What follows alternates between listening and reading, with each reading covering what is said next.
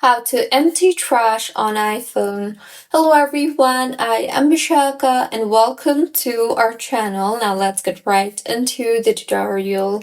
Firstly, go ahead and open the Photos app on your iPhone and then tap on the Albums option at the bottom and then scroll down and you will see the option for Recently Deleted. Tap on that and enter your Face ID and then tap on the Select option on the top right of your screen and then tap on the Delete All option to permanently remove everything from the Recently Deleted tab. Now, the next method for deleting or emptying your trash on iPhone is open Notes on your device and then tap on the Folders option on the top left of your screen. Here you will see the Recently Deleted tab. So tap on the Recently Deleted option you see there and then tap on the Edit option on the top right.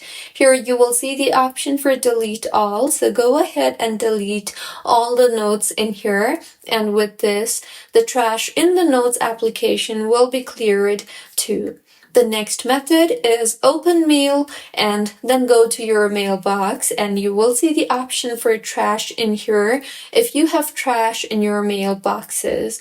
So tap on the trash option and then tap on the edit option and then tap on delete all, and with this, trash in your mailbox will be deleted too. And now the next way is open Files and then tap on the Browse option on the top left. Here also you will see the option for Recently Deleted. So go ahead and tap on the Select All option you see there and then tap on Delete All option. And with this, the trash in your Files application will be deleted too. Emptying these helps you in freeing up storage space on your iPhone. So this was about how you can empty trash on iPhone. If you find this tutorial helpful, please like the video and do comment if you have any queries. Also, do subscribe to our channel for more helpful tutorials like this. See you on the next one.